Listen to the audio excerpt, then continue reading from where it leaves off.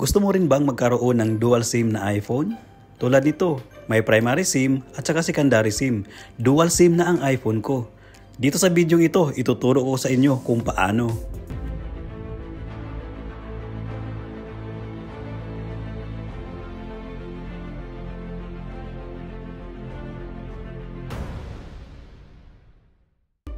Puntahan natin yung settings, tapos i-click natin yung cellular. Sa baba, makikita natin yung ating SIM at may nakalagay dyan, Add eSIM. Ano ba itong eSIM? Dito sa support.apple.com, malalaman natin kung ano ba talaga itong eSIM for iPhone. Dito nakalagay na an eSIM is an industry standard digital SIM that allows you to activate a cellular plan from your carrier without having to use a physical SIM. You can install 8 or more eSIMs on an iPhone and use 2 phone numbers at the same time. So, dalawang numbers lang po yung palalaging active. Ano bang kailangan? Ang minimum requirements po natin ay iPhone XS, iPhone XS Max, tsaka iPhone XR, at tsaka lahat na ng latest na model ng iPhone. At ang pangalawang requirements ay dapat yung ating service provider ay nagsusuporta ng eSIM. Kaya pag hindi po tayo sigurado, mas mabuting puntahan po natin sa ating service provider tulad ng Smart, Globe, or kung nasa ibang bansa kayo, puntahan nyo. So halimbawa dito sa Qatar, konfirmado po na nagsusuporta ng eSIM ang Vodafone at saka Ooredoo. So katunayan yan, itong gamit ko ngayon ay naka-activate na po yung eSIM ng aking Ooredoo number.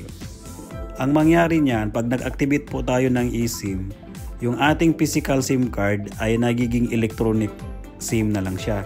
So magiging built-in na lang siya sa phone. So yung slot na kung saan nilalagay natin yung ating SIM card, mababakante siya.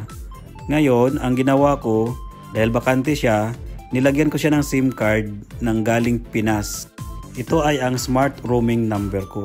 So ang mangyari, parang naging dual SIM na yung phone ko kasi may primary ako na Ooredoo, Qatar number, tapos nagiging secondary yung aking smart roaming number. Doon sa service provider ay i-click lang po itong Add eSIM. At makikita natin dyan na nagre-require ito ng QR code. Doon sa service provider, sila yung mag-i-input sa system.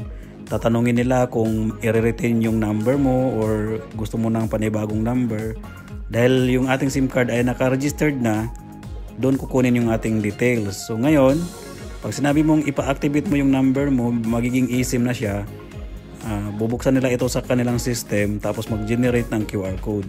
Pag na-click yung Add eSIM, i-scan na lang yung QR code na na-generate sa system nila. Tapos niyan, activated na yung ating eSIM. Nandyan na po yung phone number natin sa ating phone. Tapos wala nang silbi yung physical na SIM card. Tatanggalin na yun. Kaya may mababakanting isa na pwede nating lagyan ng physical SIM card. Lalo na sa OFW, magandang gamitin, ilagay natin yung ating roaming number. At dahil dalawa na yung active phone numbers natin, isi-set natin kung alin yung gagamitin para sa cellular data. So tulad dito, nakaset po yan to primary. Tapos dito naman sa baba, yung default voice line, ito yung pantawag na number natin, nakaset to primary. Ano pang hinihintay mo? Mag-dual SIM ka na! Thanks for watching!